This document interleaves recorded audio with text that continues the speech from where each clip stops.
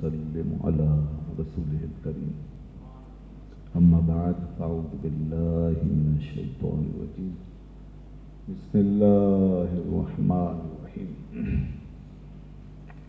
قال الله تبارك وتعالى في كلامه المجيد والفرقان الحميد قل إن كنتم تحبون الله فاتبعوني يحببكم الله ويغفر لكم ذنوبكم والله غفور رحيم صدق الله العلي العظيم وبلغنا رسوله النبي الكريم. درود پاک پڑھ لیجیے. اللهم صل على سيدنا ومولانا محمد وعلى آل سيدنا ومولانا محمد بارک وسلم وصلی علیہ. حمد و صلات کے بعد قبلہ محترم پیر طریقت جناب مستنصر مجاہد صاحب دام برکاتہم، جناب حضرت علامہ مولانا شریف صاحب امام و خطیب جامع مسجد حاضر، معزز علماء کرام، عزیز القدر حاضرین و سامعین، وقت کے دامن میں گنجائش میرے لیے تو کم از کم ہوتی جا رہی ہے کیونکہ مجھے ایک اور جگہ پہ جانا ہے اور آج بڑا ایک سالانہ ایسا ہی بڑا اہم پروگرام ہوتا ہے میلاد کے حوالے سے آرام باغ میں، تو کئی سالوں سے وہاں بھی حاضری ہوتی ہے، تو ابھی یہاں سے فارغ ہو کے انشاءاللہ وہیں پہنچنا ہے.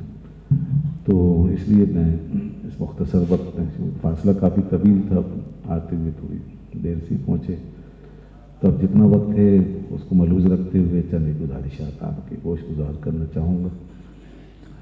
کمپیر صاحب ہمارے ماشاءاللہ یہ بھی بڑے جوش میں ہیں اور اچھا خاصا بول لیتے ہیں.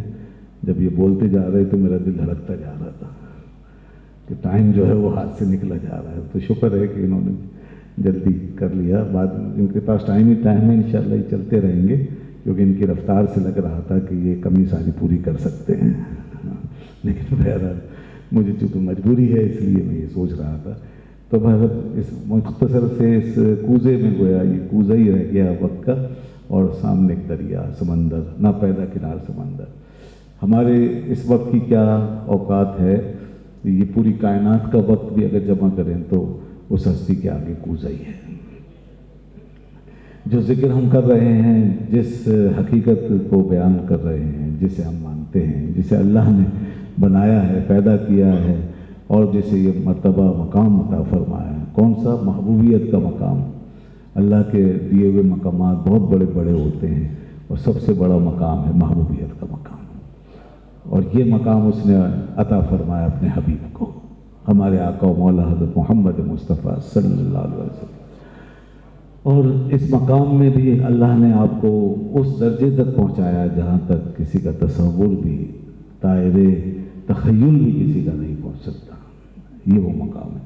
ادب راہے زیر آسماں عرش نازک تر، نفس گم کردہ می آئے جنے دو پائے زیدی جا. کہ آپ کے لیے محبوبیت کبریٰ کو اللہ نے جو ہے رکھا ہے، اور محبوبیت مطلقہ کو اللہ نے آپ کے لیے سجایا ہے. وہ قرب عطا فرمایا ہے کہ کوئی آج تک اتنا قریب نہ ہو سکا، نہ ہو سکے گا. تو ہم اس کی بات کر رہے ہیں. اب وہاں تک کون جا سکتا ہے؟ اس سے پہلے لاکھوں میل پہلے ہی جبریل کے پر جل جاتے تھے اور بڑی بڑی ہستیاں رک گئیں. اس سے لاکھوں میل پہلے، لاکھوں میل کا سمجھانے کے لیے میں کہہ رہا ہوں، نہ جانے کتنا فاصلہ. حضرت بایزید بستامی نے کہا تھا ان کے عرفان کی کیفیت یہ تھی کہ بڑے بڑے اولیاء ان کے قدموں تک پہنچے، مگر جب وہ حضور کے مقام محبوبیت اور رسول اللہ صلی اللہ علیہ وسلم کی عظمت و شان کی معرفت کی طرف بڑھے ہیں تو کہتے ہیں کہ میں اس مقام پر تھا جہاں میرے اور حضور کی حقیقت کے درمیان 1000 نور کے پردے تھے. وَإِذَا بَيْنِي وَبَيْنَهُ أَلْفُ حِجَابٍ مِّن نُّور. میرے اور رسول اللہ کی حقیقت کے درمیان 1000 نور کے پردے حائل تھے، اور میں حیران کھڑا تھا اور مجھے یہ کہا جا رہا تھا کہ اے بایزید، اگر تم نے ایک قدم بھی آگے بڑھایا تو ایسے جل کے راکھ ہو جاؤ گے جیسے بال آگ میں گر کے راکھ ہو جاتا ہے. تو 1000 نور کے پردے جہاں میرے اور حضور کی حقیقت کے بیچ میں آئے ہوئے تھے، کتنا بڑا فاصلہ تھا کون بتا سکتا ہے. اور وقت کا ایک عارف جو ہے وہ یہ بات کر رہا ہے، جس کی شان یہ ہے کہ وہ معرفت الہی میں غوطہ زن رہنے والا اور تمام چیزوں حقیقتوں کو پا لینے والا، لیکن حقیقت محمدیہ صلی اللہ علیہ وسلم ایک ایسا راز ہے، یہ ایک ایسا راز ہے، یہ حقیقت کہ بڑے بڑے عرفاء اور بڑے بڑے لوگ جو ہیں وہ اس کے تصور میں بھی نہیں جا سکتے اس حقیقت کے۔ آپ فرما رہے ہیں اگر میں ایک قدم بھی آگے بڑھتا تو میرے لیے یہ سزا تھی کہ سب کو جل کے راکھ ہو جاتا۔ تو بھائی اور کون دعویٰ کر سکتا ہے کہ ہم نے پا لیا؟ کون کہہ سکتا ہے کہ ہماری سمجھ میں آ گیا؟ نہیں ہو سکتا۔ اس لیے غالب نے کہا تھا کہ ہم غالب ثنائے خواجہ بیزداں گذاشتے ہیں، غالب ثنائے خواجہ بیزداں گذاشتے ہیں، کہاں ذات پاک مرتبہ دان محمد است۔ اے غالب خواجہ کی ثنا، آقا کی ثنا کو ان کے بنانے والے پہ چھوڑو، اور وہی کر سکتا ہے ثنا ان کی، جس نے بنایا ہے ان کو وہی جانتا ہے حقیقت ان کی، جس نے عطا فرمایا ہے اسے ہی معلوم ہے یہ ساری حقیقت۔ تو اس لیے ہم تو بس اپنی سی کہہ لیتے ہیں جتنا ہمارے پاس ہے جو ہم جانتے، ورنہ حقیقت میں جو مقام وہ تو اللہ ہی جانتا، وہی کر سکتا ہے صدا۔ اس لیے اسی پہ چھوڑی حقیقی صدا، اسے ہی معلوم ہے اپنے محبوب کا مقام مرتبہ۔ اس لیے ایک ایک لفظ جو قرآن میں آ گیا اب اسی تشریح قیامت تک ہوتی رہے گی۔ وہ سب سے بڑی نعت ہے، اس سے بڑی نعت کیا ہوگی؟ اللہ نے جب اپنے محبوب کی نعت بیان فرمائی تو فرمایا وما ارسلناک الا رحمۃ للعالمین۔ کون کہہ سکتا تھا یہ بات؟ رحمت سارے عالموں کی بات کون کر سکتا ہے؟ جس نے عالم بنائے وہی کر سکتا ہے۔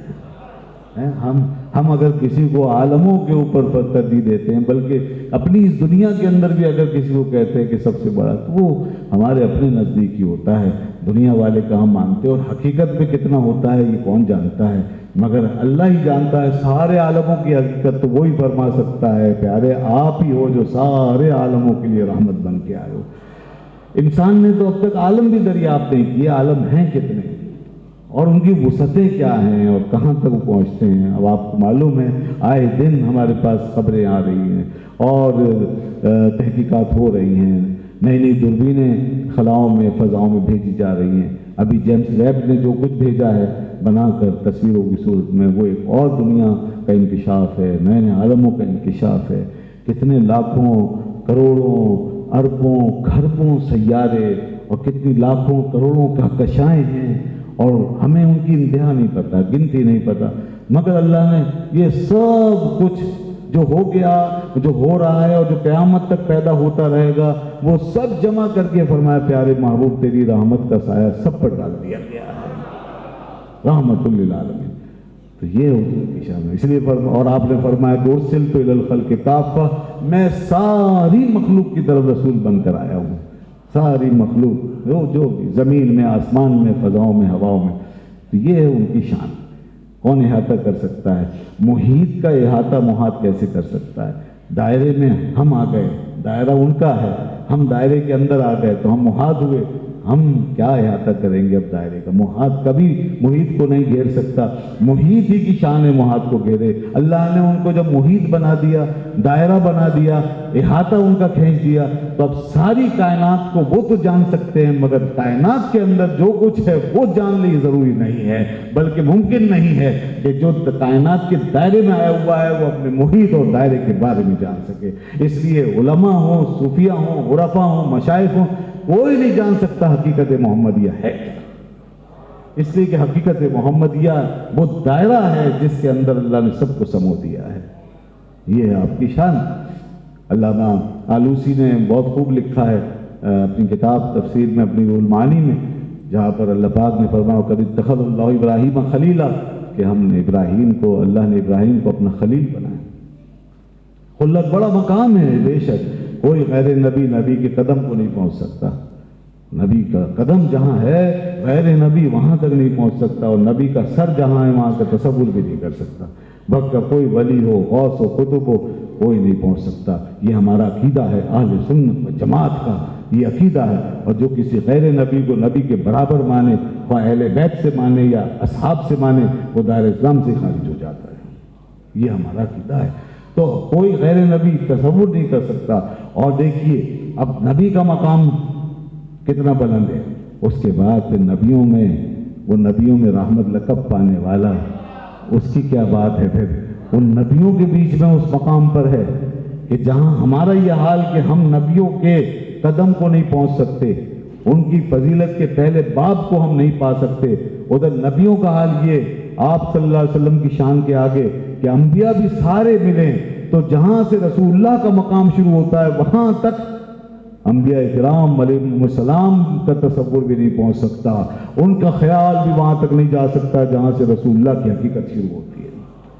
یہ بات علامہ آلوسی کہتے ہیں، وہ فرماتے ہیں کہ لحیث لا یبلغ طائر امنیت الخلیل، یعنی حضور کی وہ شان ہے، یہ تو ابراہیم علیہ السلام ہیں جو خلیل اللہ ہیں، بے شک بہت بلند ہیں، مگر حبیب اللہ کا مقام یہ ہے کہ حیث لا یبلغ طائر امنیت الخلیل، میرے محبوب کی شان یہ ہے کہ ابراہیم خلیل اللہ کا طائر تخیل بھی وہاں تک نہیں جا سکتا۔ یہ علامہ آلوسی کہہ رہے ہیں، اور وقت کے بڑے بڑے بزرگوں نے یہ باتیں کی ہیں کہ کوئی نہیں پہنچ سکتا، حضور کی حقیقت کیا ہے اس کو کون جان سکتا ہے، بس ان کا بنانے والا ہی جانتا ہے۔ آپ جانتے ہیں، آپ کا بنانے والا جانتا ہے، یہ حقیقت محمدیہ کا راز۔ تو یہ ایک راز ہے، یہ مظہریت ہے، اللہ نے آپ کو مظہریت پر رکھا، یعنی جب خدا نے چاہا کہ اپنی شان کا اظہار فرمائے، خدا بے نیاز ہے، اللہ پاک بے نیاز ہے، وہ جیسے چاہے ویسے کر سکتا ہے۔ اس نے اپنا اظہار چاہا، اس نے فرمایا کن تو کنزن مخفیا، میں ایک چھپا ہوا خزانہ تھا، فاحببت ان اعرف، تو میں نے پسند کیا کہ میں پہچانا جاؤں۔ اب جب پہچانا جاؤں، اس نے یہ پسند کیا تو گویا اپنی معرفت کو تقسیم فرما رہا ہے، اپنی پہچان عطا فرما رہا ہے، پہچان کے لیے مظاہر بنا رہا ہے کہ ان کو دیکھو مجھے پہچانو، ان کو دیکھو مجھے پہچانو، یہ دیکھو مجھے پہچانو، وہ دیکھو مجھے پہچانو۔ یہ پوری کائنات اسی طرح ہے۔ قرآن بار بار فرماتا ہے زمین کو دیکھو، آسمان کو دیکھو، پہاڑوں کو دیکھو، سورج چاند ستاروں کو دیکھو، کس لیے دیکھو؟ اینما تولو فثم وجہ اللہ، تم جہاں کہیں بھی دیکھو اللہ کو پاؤ، خدا کو پانے کے لیے۔ یہ سب مظاہر ہیں، یہ خدا نہیں ہے، کوئی بندہ خدا نہیں ہو سکتا، کوئی مخلوق خالق نہیں ہو سکتی، مگر خدا نے اپنی پہچان کے لیے پیدا کی کائنات تاکہ اس کو دیکھ کے تمہیں اندازہ ہو جائے۔ ڈائریکٹ خدا کو دیکھنا ممکن نہیں، ڈائریکٹ اس کو جاننا ممکن نہیں، اس کو پہچاننا ڈائریکٹ ممکن نہیں، تو اس نے یہ ذریعہ بنایا، کائنات کو سجایا اور اس کے ذریعے سے اپنی معرفت تقسیم فرمائی۔ تو اب لوگوں نے اپنا اپنا حصہ پایا، کسی نے کائنات کے ظاہر کو دیکھا، اس حساب سے معرفت حاصل کی، کوئی کائنات کے باطن میں گیا معرفت پائی، کسی نے استدلال سے معرفت حاصل کی، کسی نے احوال سے معرفت حاصل کی۔ الغرض یہ مذاہب بے شمار ہمارے سامنے رکھ دیے گئے، تحقیق ہوتی رہے گی۔ اس لیے رب العالمین جب وہ فرماتا ہے تو پہلی آیت کے اندر ہی الحمدللہ رب العالمین، اس پہلی آیت اور پہلے کلمے کے اندر ہی اس نے سارے علوم کائنات کے اپنی قرآن کی پہلی آیت کے اندر جمع فرما دیے، کیونکہ رب العالمین کا مطلب عالمین کا ذرہ ذرہ، ہر چھوٹی بڑی چیز اس کا وہ رب ہے۔ جب اس کا وہ رب ہے تو ہمارا کام ہے پہچاننا، سمجھنا کہ کیسے وہ رب ہے، کیسے پال رہا ہے۔ اس لیے سارے علوم کے دروازے کھول دیے۔ اس وقت جب دنیا علم و فن سے واقف بھی نہیں تھی، اللہ کی کتاب نے سارے دروازے کھول دیے۔ آپ ہمارا مقابلہ کیا کرو گے؟ کون سی سائنس ہم سے آگے جا سکتی ہے؟ کون سا علم ہم سے آگے جا سکتا ہے؟ مسلمان کا نظریہ ہر علم سے آگے جا کر کھڑا ہو گیا ہے، ہر علم سے آگے ہے، وہ نظریہ ہمیں ملا ہوا ہے۔ جب تک ہم نے اپنے نظریے کے مطابق چلنا شروع کیا اور جب ہم چلے، اس وقت تک ہماری صفوں میں ارتقا ہوتا رہا۔ جب نظریہ خشک ہو گیا، اس کو ہم نے ایک سائیڈ میں رکھ دیا اور زندگی کو بدل کے دوسرے دھارے پہ چھوڑ دیا، تو پھر وہاں سے ہمارے اندر یہ ڈیڈ لاک آ گیا، ہم پیچھے ہو گئے۔ نظریے میں آپ کے موجود ہے یہ چیز، مگر آپ بھٹک گئے۔ حضور نے فرمایا کہ الحکمت ضالۃ المومن حیث وجد اخذا، حکمت مومن کی کھوئی ہوئی پونجی ہے، جہاں سے ملے اس کو لے لے۔ علم کی پر کوئی قید کبھی دین نے ہمارے نہیں لگائی، اور سائنس اور علم کا کوئی مسئلہ کبھی دین کے عقیدے سے ٹکرانے والا ہے ہی نہیں۔ میں کچھ چیزیں واضح کرتا جا رہا ہوں، پھر اپنے موضوع پہ آ جاتا ہوں انشاءاللہ۔ یہ آج کل کے نوجوانوں کے لیے بہت ضروری ہے یہ بات کہ آج سائنس کو سائنٹزم بنا لیا اور آج کے علوم کو خدا سمجھ لیا اور خدائی علم سمجھ لیا، گویا کہ وہ جس نے یہ حاصل کر لیا وہ خدا کے منصب پہ معاذ اللہ پہنچ گیا۔ سائنس خدا ہو گئی، سائنس مذہب ہو گئی، سائنس وہی ہو گئی، ہرگز نہیں۔ یہ علوم جو ہیں محض علوم ہیں، اس کے ذریعے سے مذہب کا کوئی رد نہیں ہوتا. مذہب ان سب علوم کی سرپرستی کرتا ہے، آگے کھڑا ہے. وہ ہر علم والے سے آگے کھڑا ہو کر پوچھتا ہے تم نے جو کچھ سیکھا اس میں اپنے رب کو پایا؟ یہ مذہب کا سوال ہے. رب کو پایا؟ کیونکہ رب وہ فرماتا ہے سارے عالموں کا رب. ہم جس رب کو مانتے وہ سارے عالموں کا رب ہے. ہم کسی دیوی دیوتا کو نہیں مانتے، ہم کسی جھوٹے بھگوان کو نہیں مانتے، ہم کسی پتھر کی مورتی کو نہیں مانتے، ہم کسی مادی شکل کو حیت کو نہیں مانتے، ہم دنیا کی کسی چیز کو خدا نہیں سمجھتے. ہم ان چیزوں کو خدا نہیں مانتے جو ہمارے کمروں میں بند ہیں، جو ہمارے حجروں میں بند ہیں، جو ہمارے چھوٹے چھوٹے گھروں کے اندر بند ہو جائیں، جو ہماری بغلوں میں سما جائیں، جو ہماری جیبوں میں آ جائیں. ہم اس مظاہر کائنات کو خدا نہیں مانتے جس کے لیے صرف ایک دائرہ ہے، ایک حد ہے، ایک حیز ہے، وہیں وہ بند رہنے پہ مجبور ہے. ہم جس کو خدا مانتے ہیں وہ خدا وہ ہے اس کائنات کے اوپر، اس کائنات سے آگے جہاں تک بھی انسان جائے، جو علم پڑھ کے آگے جائے، کسی سیارے پہ پہنچے یا ستارے پہ کروڑوں سال بھی اگر عبور کرے تو جہاں قدم رکھے گا وہیں خدا ملے گا. ہر زمین پہ، ہر سیارے پہ، ہر جناب کے کہکشاں میں، کیونکہ وہ فرماتا ہے میں رب العالمین جو ہوا تو میں تمہیں کہاں نہیں ملوں گا، جہاں بھی تم مجھے دریافت کرو گے میں تمہیں ملوں گا. تو یہ تو ہمارا ایکسس ہے، یہ ہماری وسعتیں ہیں. اس لیے مذہب بھلا علم کے خلاف کیوں ہوگا، تحقیق کے خلاف کیوں ہوگا؟ مذہب تو یہ کہتا ہے جاؤ دیکھو، تم زمین پہ خدا اگر نہیں مل سکا تو چاند پہ جا کے دیکھ لو، چاند پہ نہ ملے مریخ پہ جا کے دیکھ لو، کائنات کے جس گوشے میں جا کے دیکھ لو. بہرحال یہ سب مظاہر ہیں، یہ مظاہر کائنات ہمیں خدا تک پہنچانے کے لیے ہیں، معرفت کا ذریعہ ہے. لیکن اللہ فرماتا ہے ایک ایسا مظہر ہے میرا جو مظہر کامل ہے. جب میں نے اسے پیدا کیا تو میں نے اسے محبت سے پیدا کیا، اسے محبوب بنایا، محبت کے رنگ میں بسایا، محبت کے خمیر سے اس کو میں نے تیار کیا، محبوبیت کے منصب پہ فائز کر کے پیدا کیا. ایک ایسا محبوب ہے، اور چونکہ میں نے اسے اس شان سے پیدا کیا کہ وہ محبوب پہلے بنا، مخلوق بعد میں بنا، تو پھر اس سے جو تمہیں ملے گا وہی سب حرف آخر ہوگا. بس تم وہاں تک جب پہنچ جاؤ گے تو سب کچھ پالو گے. پھر تم ابو بکر بنو گے، پھر عمر بنو گے، پھر عثمان بنو گے، حیدر کرار بنو گے جو ان تک پہنچے. اور اگر ڈائریکٹ نہیں پہنچ سکے ان کے زمانے میں تو بعد میں جب تم ان سے ملو گے تو غوث اعظم بنو گے، خواجہ غریب نواز، شیخ بہاؤالدین نقشبند بنو گے، مجدد الفسانی بنو گے. جب تم وہاں تک پہنچو گے تو تمہاری وسعتوں کا کیا عالم ہوگا. یہ سب خدا رسیدہ لوگ ہیں، انہوں نے محبوب کو پایا اور پھر خدا تک پہنچے. کس شان سے پہنچے، پوری دنیا پہ چھا گئے. آج پوری دنیا پہ ان کی روحانیت چھائی، آج وہ پوری دنیا کے رہبر بنے. انسان ہو کر اتنے بڑے منصبوں پر پہنچے کہ دنیا میں کوئی تصور بھی نہیں کر سکتا. جب انسانوں کا مقام و مرتبہ ہم تصور نہیں کر سکتے، ان کی عظمتوں کو نہیں چھو سکتے، تو وہ رب ذوالجلال کا کیا عالم ہوگا. اور جس کے قدموں کو چھو کر یہ انسان اتنا بلند ہوا ہے، ان قدموں کی رفعت و عظمت کا کیا عالم ہوگا. اسی کو کہتے ہیں قل ان کنتم تحبون اللہ فاتبعونی. یہی بتانا چاہتا تھا میں، اے پیارے محبوب ان کو بتا دو کہ تو ایسا محبوب ہے، ایسا محبوب ہے کہ ہم نے تجھے محبوبیت کے اس منصب پہ فائز کیا ہے. جو تیرا غلام بنتا جائے گا وہ بھی محبوب ہوتا جائے گا. جو تیرا غلام ہے وہ میرا محبوب ہے. اب چاہے گورا ہو یا کالا ہو، عربی ہو یا عجمی ہو، کسی دور میں ہو، کسی زمانے میں ہو، اللہ کی کتاب مطلقاً فرما رہی قل ان کنتم تحبون اللہ فاتبعونی. ان سے کہہ دو اگر تمہیں اللہ سے محبت ہے تو میری غلامی میں آ جاؤ، میری اتباع میں ڈھل جاؤ، میرے پیچھے پیچھے چلے آؤ. یہ جو اتباع ہے نا جناب، یہ ایسی غلامی ہے کہ بس آنکھ بند کر کے چلتے چلے جانا، اس کو اتباع کہتے ہیں. ٹھیک ہے، دنیا کی تحقیق کرتے رہیں، سمجھتے رہیں دنیا کو، مگر اس محبوب کے پیچھے جب چل رہے ہیں تو آنکھ بند کر کے چلتے جائیں.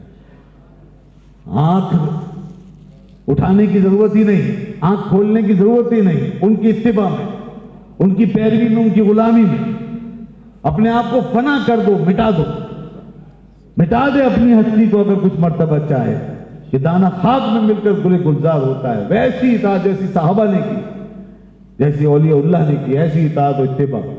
تو جب اس اطاعت پہ ڈھلیں گے، جتنا ڈھلیں گے، جتنا پیچھے پیچھے چلیں گے، یہی وہ مقام ہے جہاں ہمیں تحقیق کی ضرورت نہیں ہے. جناب آج بڑی لوگ باتیں بنا رہے ہیں، اگر ایسی کوئی بات ہوتی تو بہت پہلے دنیا کے سامنے آ جاتی.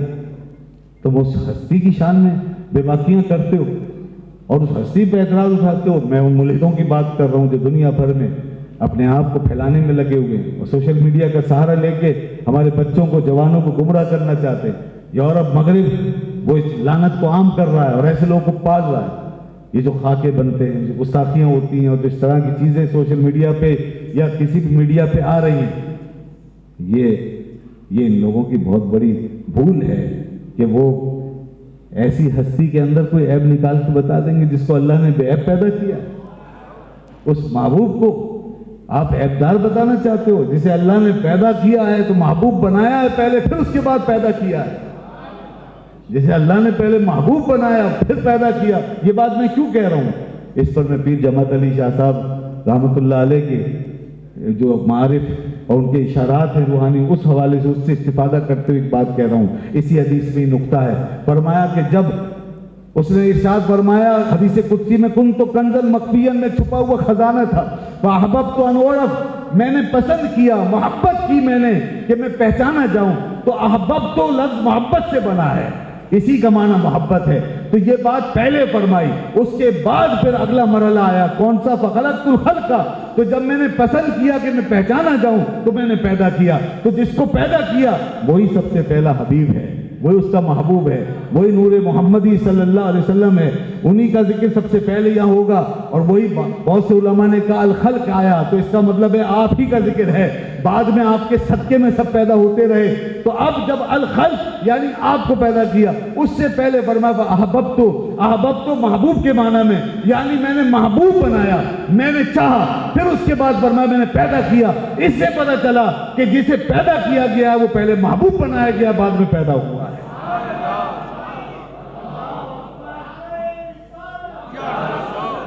یہ شان ہے. اور اب جو ہے وہ لوگ باتیں بناتے، گستاخیاں کرتے ہیں. یہ چاند پہ تھوکنے کا نتیجہ یہی ہوگا کہ اپنے منہ پر ہی تھوک گرا رہے ہیں. اعلیٰ حضرت کیا خوب کا وہ کمال حسن حضور ہے کہ گمان نقص جہاں نہیں، یہی پھول خار سے دور ہے، یہی شمع ہے کہ دھواں نہیں. انک لعلی خلق عظیم. اللہ نے کہا بے شک آپ خلق عظیم کے مرتبے پر فائز ہیں. جنہوں نے دیکھا انہوں نے کہا وَأَحْسَنُ مِنْكَ لَمْ تَرَ قَطُّ عَيْنٌ وَأَجْمَلُ مِنْكَ لَمْ تَلِدِ النِّسَاءُ خُلِقْتَ مُبَرَّأً مِنْ كُلِّ عَيْبٍ كَأَنَّكَ قَدْ خُلِقْتَ كَمَا تَشَاءُ. جو دیکھنے والے ہیں وہ تو یہ کہہ کر گئے یا رسول اللہ آپ کی شان، اللہ آپ ایسے محبوب، آپ کو اللہ نے ہر عیب سے پاک پیدا کیا ہے. آپ کو ایسا پیدا کیا، کسی ماں نے ایسے جنا ہی نہیں آج تک کوئی بچہ. اللہ نے جس شان سے آپ کو پیدا کیا، آپ مخلوق میں بے مثال ہیں. اور خلقت مبرأ من کل عیب کأنک قد خلقت کما تشاء. ہم تو یہ کہتے ہیں، حضرت احسان فرما رہے ہیں، ایسا لگتا ہے کہ جیسا آپ نے چاہا اللہ نے ویسے آپ کو بنا دیا. ایسا لگتا ہے. حضرت جابر کہتے ہم نے 14ویں رات کا چاند اور اس میں حضور کا چہرہ پاک، آپ کا سرخ دھاری دار چادر اوڑھ کے لیٹنا اور چاند کا سامنے بالکل ایک دم سامنے ہم نے دیکھا، دونوں نظارے کیے.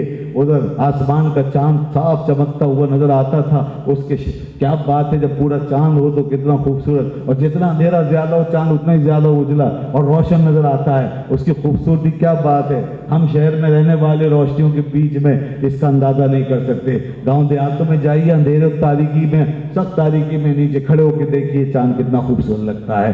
مگر جابر کہتے ہیں لوگوں بھول جاؤ گے تم اس چاند کو جس کو تم دیکھتے ہو. ہم نے جو چاند دیکھا اس پر سارے چاند قربان. ہم نے دیکھا کہ آمنہ کا چاند آسمان کے چاند سے کہیں زیادہ حسین پیدا ہوا. احسن من، وہ اس سے زیادہ حسین لگ رہے تھے. آپ کا چہرہ پاک، ایسی تابانیاں اس سے نکل رہی تھی، ایسی چمک اور ایسا نور اس سے ظاہر ہو رہا تھا کہ آسمان کا چاند ہمیں شرمندہ سے لگ رہا تھا. یہ حضور کی شان ہے.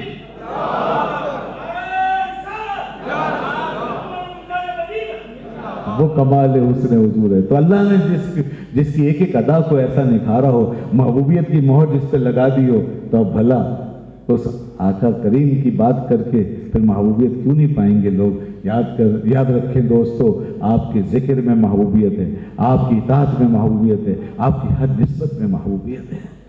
اور جس نے جتنا حصہ ڈالا، جس نے جتنا تعلق پیدا کیا، اتنا ہی وہ اس محبت کے درجے کو پہنچا۔ جو بد نصیب ہے وہ جس نے کوئی تعلق نہیں رکھا، بلکہ اس نے بے ادبی کی، وہ دور ہوا اور اس نے نہیں سمجھا مقام محبوبیت کو۔ یہاں محبت ہی قبول ہوگی، یہاں پر جو بات بھی ہوگی محبت سے وہی قبول ہوگی، اور جس بات میں محبت نہیں ہوگی ایسی اطاعت بھی قبول نہیں ہوگی، ایسی اتباع بھی قبول نہیں ہوگی، ایسا دین بھی قبول نہیں ہوگا۔ دوستو، محبوبیت مطلقہ کا مطلب یہی ہے کہ قرآن لو ان سے تو ان کی محبت میں رچ کے، جب ان سے حدیث لو تو ان کی محبت میں گم ہو کے، جب نمازیں ان سے لو تو ان کی محبت میں کھو کر، جب روزہ ان کا لو تو ان کی محبت میں کھو کر، جب حج پہ جاؤ تو پھر ان کی محبت میں کھو جاؤ، اور جب حج سے فارغ ہو جاؤ تو ان کے در پر آ جاؤ۔ اللہ فرماتا ہے وَلَوْ أَنَّهُمْ إِذْ ظَلَمُوا أَنفُسَهُمْ جَاءُوكَ، اگر ظلم کر کے بھی آؤ گے، سچے دل سے اس محبوب کے پاس اگر پہنچ گئے تو اللہ فرماتا ہے بخش دوں گا۔ اگر تم نے کوئی گناہ کر لیا، ظلم سے بات گناہ کر لیا، کوئی گناہ ہو گیا، جرم ہو گیا، اگر تم یہاں آ کے میرے محبوب کے قدموں سے لپٹ جاؤ اور معافی چاہو، فاستغفروا اللہ واستغفر لهم الرسول، اور میرا رسول بھی تمہارے لیے ہاتھ اٹھا دے، تو اللہ فرماتا ہے لوجدوا اللہ توابا رحیما، اللہ کو بڑا توبہ قبول کرنے والا اور مہربان پاؤ گے۔ یہ نسبتیں ہیں، اس لیے محبت کی بڑی قدر ہے، محبت کے ساتھ ہی ہیں ساری چیزیں۔ اور ہم ایسی محبت، جیسے ابھی کہا گیا نا کہ ایسی محبت جس میں اطاعت نہ ہو، تو یاد رکھنا ایسی محبتیں اکثر پھر دل بہلانے والی چیز بن جاتی ہے۔ محبت کو، اپنی محبت کو ایک معیار دیجیے، اس کو ایک کرائٹیریا ہونا چاہیے۔ یہ ایسا مقام نہیں کہ آدمی زبان ہلائے اور بس پاس ہو جائے، یہ بڑا نازک مقام ہے۔ جب دنیا میں ہر جگہ ایک کرائٹیریا، ایک اصول ہے، معیار ہوتا ہے، محض لفاظی نہیں چلتی، فارمیلٹی نہیں چلتی ہر جگہ۔ یہاں فارمیلٹی کیسے چل سکتی ہے؟ یہ فارمیلٹی والا معاملہ نہیں ہے یہاں پہ، یہ کوئی فارم بھر کے نہیں آگے چلے جانا ہے، یہاں پہ کچھ کر کے دکھانا ہے۔ جیسا کہ اصحاب نے بتایا، اہل بیت نے بتایا، تمام اہل اللہ، تمام اہل عشق و محبت جو بھی سچے عاشق ہوئے، انہوں نے اس انداز سے جی کر بتایا کہ محبت کیا ہوتی ہے۔ ہمیں بھی سوچنا چاہیے، ان محبتوں کو، اپنی محبتوں کو معنی کی لڑی میں پرونا چاہیے، کچھ کریں اور نمازوں کا اہتمام کریں، جن چیزوں سے اللہ کے محبوب کی خوشی ہے، اور خاص طور پہ نماز اس میں سب سے اہم ہے۔ فرمایا اس میں میری آنکھوں کی ٹھنڈک ہے۔ تو پھر محبت والوں، اگر محبوب سے محبت ہے تو نماز نہ چھوڑنا، اگر ان سے محبت ہے نماز نہ چھوڑنا۔ اس لیے ایسی محبت کیجیے جس کے ساتھ دلیل بھی ہو اور ہم اس کا کوئی پورا فائدہ اٹھا سکیں۔ بات وہی ہے کہ اگر زبانی ہے تو زبانی فائدہ کریڈٹ ملے گا، بس لفظی عاشق بنے پھریے، ایسی عاشق جو آج کل کے چل رہے ہیں 14ویں صدی میں، کہ بھائی یہاں عاشق کہلوا لیا، وہاں عاشق کہلوا لیا، بڑے بڑے اشتہاروں میں چھپوا لیا۔ یہ ہے لفظی عشق و محبت کی دنیا، یہاں پر یہ نعرے لگتے ہیں، اور ایسے ہم جیسی لوگوں کی زبانوں پہ عشق کی باتیں آ جاتی ہیں۔ کوئی مولانا جامی جیسا عاشق بن کے دکھائے آج تک، جس کو دنیا عاشق رسول مان، کوئی شیخ سعدی جیسا عاشق بن کے دکھائے ہے؟ کوئی ایسا عاشق بنے نہ کسے کہ روئے تو بیند، نگاہ بکس نہ کند، ایسا عاشق بنے کہ اے محبوب جب سے تجھے دیکھا ہے اب نگاہ کہیں اور اٹھتی نہیں، اب نگاہ کہیں اور اٹھتی نہیں۔ جیسے عشق بس نہ گردد ویسے عیش بس نہ کند۔ اب یہ حال ہو گیا ہے کہ عشق کا سلسلہ اور سفر جو شروع ہوا ہے ختم ہو کے نہیں دیتا، کیونکہ نگاہ تیرے جمال پہ جو پڑ گئی ہے۔ اب عشق ہے اور عشق ہی ہے، عشق کا سفر ہے اور چل رہا ہے۔ یہاں دیکھیے، یہ اسٹیج سے اتر کر عشق ختم ہو جاتا ہے، یہاں لفافے دیکھ کر عشق ختم ہو جاتا ہے، یہاں پر دنیا کا رنگ بدلتا ہے، عشق بدل جاتا ہے۔ وہ کہتے ہیں محبوب کو دیکھا ہی نہیں تم نے، جس نے دیکھا ہے نا، جس کے اندر گھر کر گیا عشق، تو اس کا عشق اب کبھی ختم نہیں ہوگا۔ زے عشق سیر نہ گردد اور زے عیش بس نہ کند، ایسا عاشق کبھی عشق سے بھرے گا نہیں، اور کبھی اس کی زندگی جو عشق والی زندگی کبھی ختم نہیں ہوگی۔ وہ مرتے مرتے بھی عشق کرتا جائے گا، اس کی قبر میں بھی عشق ساتھ جائے گا، اس کے حشر میں عشق اس کو لے کر اٹھے گا۔ یہ عشق پھر مرنے نہیں دے گا، یہ زندہ حقیقت ہے۔ جس کا عشق سچا ہے وہ خود تو مرے گا مگر اس کا عشق کبھی نہیں مرے گا۔ اس لیے آج جو زمین میں چلے گئے عاشق، ان کا عشق زمین پر جاگ رہا ہے، زندہ و بیدار ماڈل بن کے ہمارے سامنے کھڑا ہے۔ امام احمد رضا کا عشق آپ کے سامنے ہے، امام ربانی کا عشق آپ کے سامنے ہے، مولانا جامی کا عشق آپ کے سامنے ہے، شیخ سعدی کا عشق آپ کے سامنے ہے، مولانا رومی کا عشق آپ کے سامنے ہے۔ اور پیچھے جاؤ، حضور سے آپ کے زمانے کے بعد یا آپ کے زمانے سے پہلے بھی ہزاروں سال پہلے تبا نامی بادشاہ نے ہمارے اس محبوب سے محبت کی، وہ بھی ایسا عاشق بنا کہ ہزاروں سال کے بعد آج بھی زندہ ہے۔ ایسا کوئی محبوب ہوگا جس سے 1000 سال پہلے بھی کسی نے محبت کی، وہ بھی زندہ ہو گیا؟ تو دوستو، تم تو ان کی امت میں ہو، تو پھر تمہیں کس بات کا خوف یا اندیشہ ہے؟ جس نے پہلے عشق کیا وہ ہمیشہ کے لیے زندہ ہو گیا، تو جو اب آج حضور کو پانے کے بعد ان سے عشق کرے گا، وہ کیوں نہیں جیے گا، کیوں نہیں جاگے گا، اور کیوں نہیں ہمیشہ کے لیے امر ہو جائے گا؟ اس لیے اللہ فرماتا ہے تم آؤ تو صحیح، یحببکم اللہ، اللہ تمہیں اپنا محبوب بنا دے اور تمہارے سارے گناہ بخش دے گا۔ بے شک اللہ بہت بخشنے والا مہربان ہے۔ وآخر دعوانا الحمدللہ رب العالمین۔